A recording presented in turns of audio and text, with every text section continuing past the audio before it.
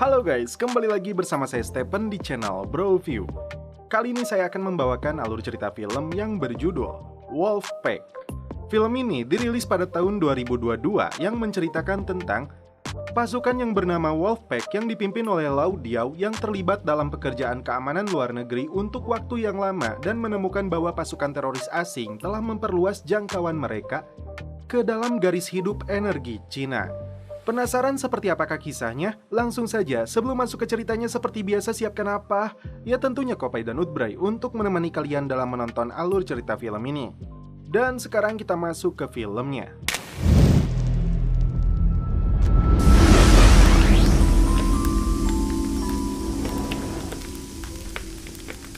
Berlatar di kawasan kumuh, seorang tenaga medis bernama Ketong memeriksa salah satu pasien di sana yang memiliki tumor di kakinya. Karena tidak ada pilihan lain, Ketong menyuruh rekannya untuk mengakhiri hidup bapak itu dengan obat yang dia berikan. Setelah itu, seorang wanita duduk bersebelahan dengan Ketong. Wanita ini mengaku dari perusahaan asuransi. Kemudian, dia mengajak Ketong untuk menyelamatkan dua orang anak yang terjebak di Gunung Bromo, Indonesia. Karena alasan itu, Ketong setuju untuk ikut bersamanya. Namun di tengah-tengah jembatan, mereka berdua turun dari bis. Tanpa basa-basi, wanita ini membuang tas milik Ketong. Kemudian, ini yang terjadi selanjutnya.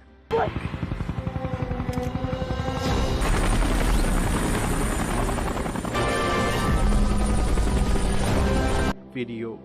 Ternyata, wanita ini menculik Ketong untuk diikutsertakan dalam misi mereka.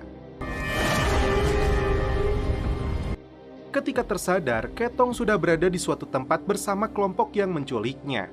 Tak lama, datanglah pasukan berkuda.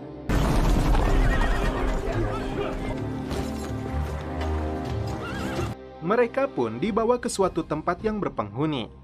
Kemudian, pemimpin kelompok ini membawa Ketong dan yang lainnya masuk. Terungkap di sini alasan Ketong diculik, yaitu untuk mengoperasi saudara pemimpin wilayah ini. Dengan terpaksa, Ketong melakukan operasi untuk mengambil pecahan kaca yang terjebak di dalam kepalanya.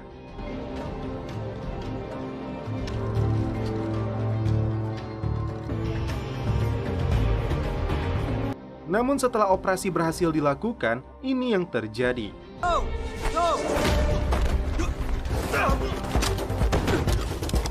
Ternyata, kelompok penculik berhasil mengambil alih keadaan. Kemudian, pemimpin penculik yang bernama Diao memaksa orang ini untuk menyebutkan lokasi pabrik yang berhubungan dengan kakaknya. Setelah itu, mereka bergegas pergi menuju lokasi tersebut.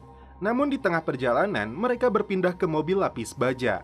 Di dalam mobil itu, rupanya mereka sudah mempersiapkan segala jenis senjata. Di sini juga terungkap kalau kelompok penculik ini berasal dari perusahaan keamanan dan pertahanan internasional yang bernama Beiwei. Tak lama kemudian, Ketong melakukan ini.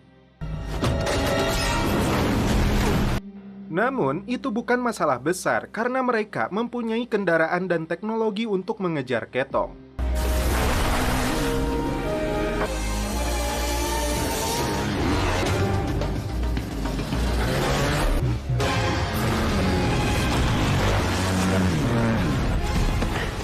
Karena si wanita tidak bisa menangkap Ketong, giliran anggota pria yang mengejarnya.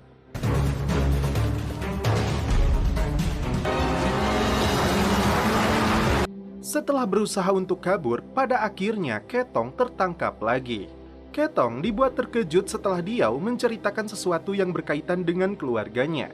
Bahkan, pisau yang Diao gunakan membuat Ketong seketika meneteskan air mata. Yang menjadi pertanyaan, siapa sebenarnya kelompok ini dan apa tujuan mereka? Untuk mengetahui hal itu, Ketong disuruh untuk menandatangani kontrak dan bergabung dengan mereka. Lalu, Diao mengirim foto seseorang agar Ketong bisa menangkapnya hidup-hidup. Tujuan utama mereka terkait pabrik incarannya adalah regulator tekanan. Namun, masih belum jelas apa misi mereka sebenarnya. Nah, kemudian terungkap masing-masing nama dan profil mereka. Yang pertama yaitu Monstrositas yang bertanggung jawab atas intelijen. Kedua, ada Sayan yang bertugas sebagai sniper mereka. Ketiga, ada Bombshell yang bertanggung jawab atas tembakan api. Keempat, ada Fly, dia adalah seorang veteran. Kelima, ada Fireball, dia bertugas dalam bidang komunikasi dan teknologi. Sedangkan Ketong diberi tugas untuk menjadi pengamat Sayan. Kemudian Diao memberi arahan kalau mereka akan beraksi ketika kabut menghilang. Dan mereka diberi izin untuk menembak tentara namun tidak untuk warga sipil. Hingga akhirnya mereka pun beraksi.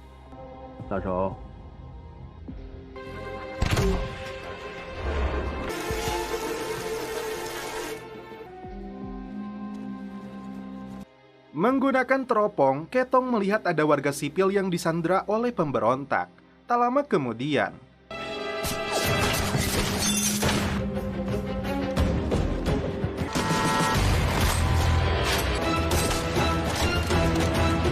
hingga akhirnya Fly dan Fireball berhasil menemukan regulatornya. Mereka berdua langsung menghancurkan regulator tersebut.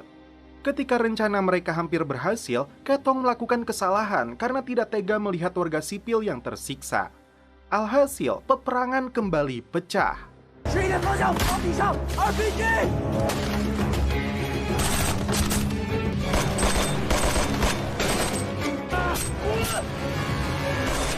Masalah bertambah ketika bala bantuan pemberontak berdatangan.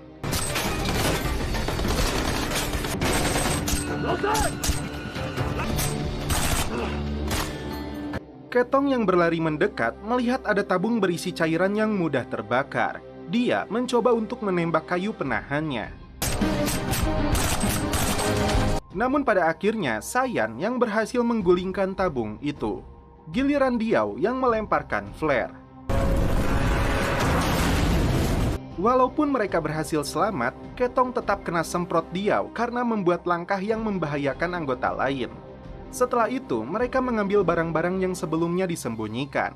Kemudian, monstrositas menculik seorang bocah untuk dilakukan interogasi. Bocah itu membawa mereka ke sebuah lokasi untuk mengambil senjata di ruang bawah tanah.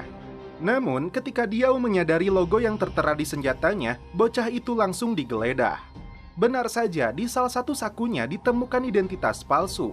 Akan tetapi, tindakan Diao ini dihentikan oleh Ketong yang mempunyai rasa empati terhadap keselamatan orang lemah. Dan terungkap juga di sini, ternyata ayah Ketong yang mempunyai nama samaran Big Ghost adalah senior dari Diao Chan. Ketong tidak langsung percaya dengan Diao Chan. Hingga pada akhirnya, Diao menceritakan kalau ayahnya tewas karena kecelakaan dan sebagian tubuhnya hilang. Setelah kematian ayahnya, Diao selalu memperhatikan Ketong yang mengalami masa-masa buruk selama bertahun-tahun. Berkeliling dunia untuk menjadi dokter amal hanya untuk mengikuti jejak ayahnya. Walaupun sudah diutarakan alasannya, Ketong tetap tidak mempercayai Diao. Sementara itu, si bocil memberi informasi kepada target operasi Diao yaitu Aikbar. Ternyata, peperangan sebelumnya telah menewaskan kakaknya Aikbar. Di sisi lain, tim memasuki tempat persembunyian mereka.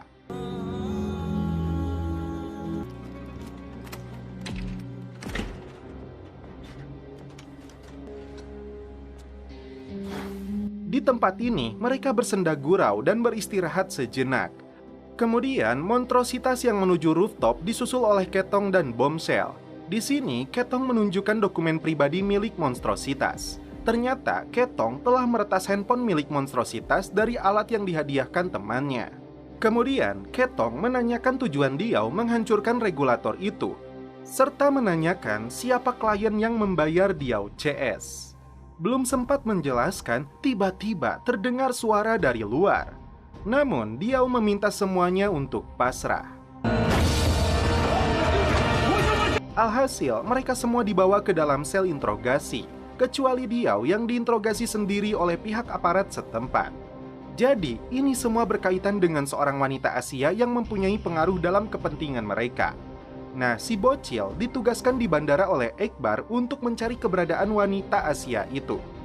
Yang menjadi pertanyaan, siapakah wanita Asia yang Diao maksud? Scene beralih ke Aikbar yang kedatangan tamu seorang pengusaha kaya. Dari sini bisa disimpulkan, jadi semua ini berkaitan dengan persaingan bisnis. Namun, jika Diao kalah, maka pihak pemerintahan akan terkena imbasnya. Pihak Aikbar mempunyai klien untuk menghancurkan bisnis dari kliennya Diao. Nah, Diao dibayar untuk mencegah hal itu terjadi. Di samping itu, klien Diao telah mengetahui wanita Asia itu yang bernama Ku Feng. Alhasil, Diao CS langsung dibayar full untuk segera menuntaskan misinya. Nah, terjawab di sini, Ku Feng adalah pemegang saham utama klien Diao. Di sini juga, Ketong menyadari kalau pekerjaan inilah permintaan terakhir ayahnya. Karena itulah, semua anggota merasa termotivasi karena niatan baik Diao demi ayah Ketong. Di sebuah hangar pesawat, Diao menjelaskan rencana mereka yang akan menghancurkan regulator palsu. Jika mereka salah sasaran, maka ledakan bakal terjadi. Mengawal Ku Feng agar bisa mendapat tanda tangan kontrak dari Menteri Sumber Daya adalah salah satu cara untuk mencegah ledakan itu terjadi. Di keesokan harinya, tim menjemput Ku Feng yang baru landing.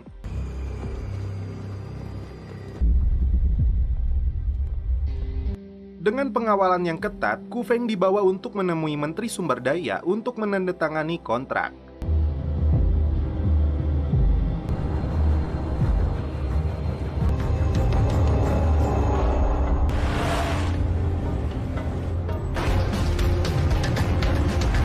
Hingga di mana ada mobil yang mengikutinya, mereka pun langsung banting setir.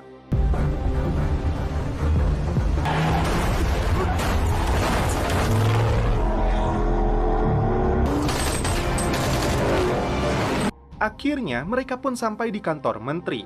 Sekarang giliran Ku Feng untuk bernegosiasi dengan menteri. Namun ketika dalam proses tanda tangan kontrak, tiba-tiba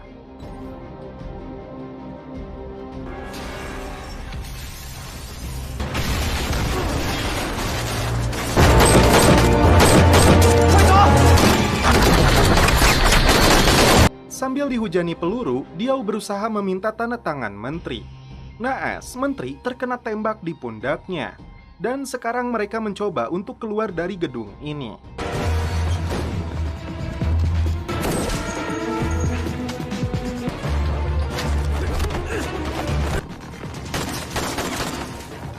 Namun di tengah pelarian, dengan berat hati, Bombshell tewas tertembak.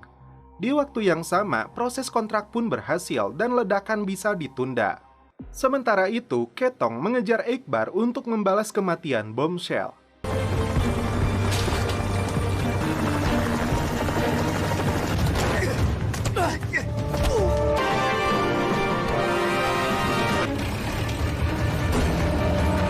Aksi kejar-kejaran terlihat epik saat berada di atas mobil.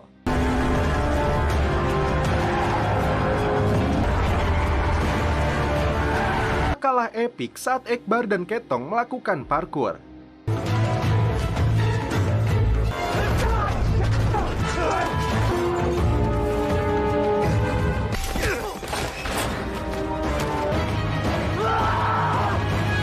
Setelah melakukan tugasnya, Ku Feng pun pulang lagi. Namun di satu sisi, semua tim berduka atas kematian Bombshell.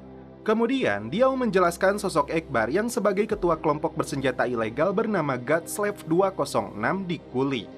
Kelompok ini dilatih selama bertahun-tahun oleh pasukan khusus. Kelompok itu juga didalangi oleh pengusaha kaya yang bergerak dalam bidang energi di Eropa Timur. Karena ketamakannya, pengusaha itu menyuruh Iqbar untuk menyabotase atau merusak proyek Mitra Gas. Di sini, Diao mengatakan kalau misi mereka sudah selesai. Namun, Ketong tetap ingin lanjut demi membalaskan kematian Bombshell. Diao tetap pada prinsipnya kalau dia tidak bisa melanjutkan misi ini.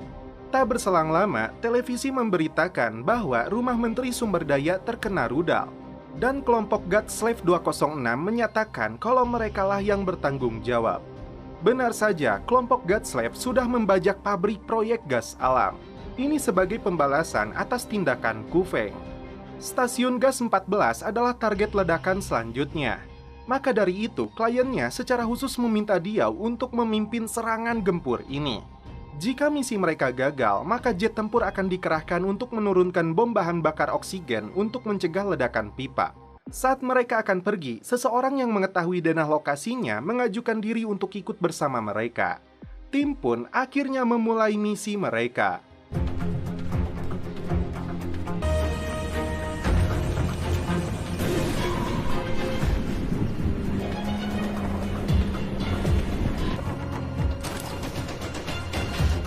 Terlihat para pekerja sudah dijadikan sandera.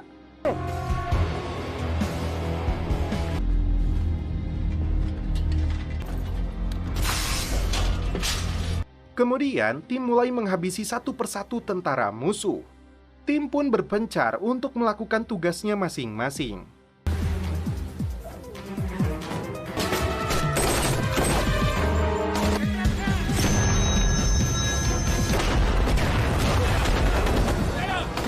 Terlihat tim luar sedang baku tembak dengan Eggbar dan pasukannya.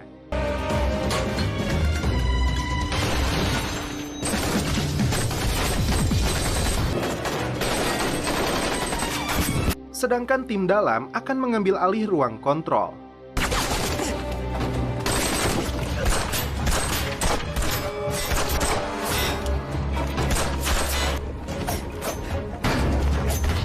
Hingga akhirnya Diao berhadapan langsung dengan Eggbar.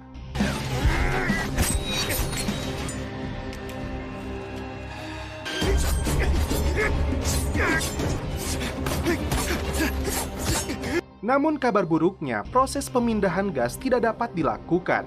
Karenanya, ledakan akan terjadi dalam waktu 14 menit. Pertarungan antara dua pimpinan pun berlanjut. Di waktu yang sama, Fireball menggunakan drone canggihnya mencari bom yang terpasang di dalam pipa.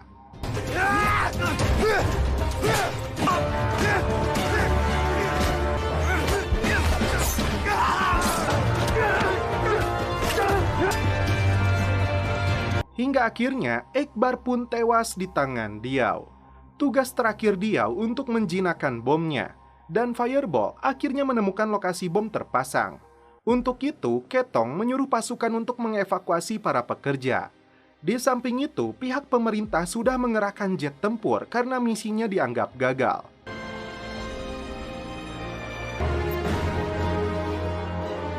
Ketika Diao datang, dia langsung terpikirkan untuk melepas pipa yang berisi bomnya. Drop the bomb.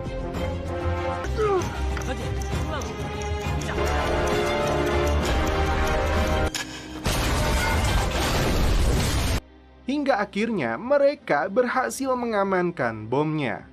Setelah itu, Diao memberi sinyal laser hijau yang menandakan bomnya sudah dijinakkan.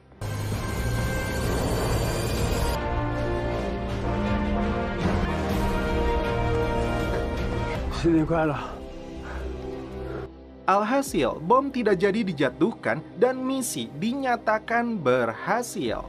Dan setelah itu, film pun berakhir. Oke guys, terima kasih yang sudah nonton sampai akhir. Mohon maaf bila ada kata-kata yang kurang berkenan di hati kalian. Mohon dimaafkan ya. Salam perfilman duniawi. Keep enjoy.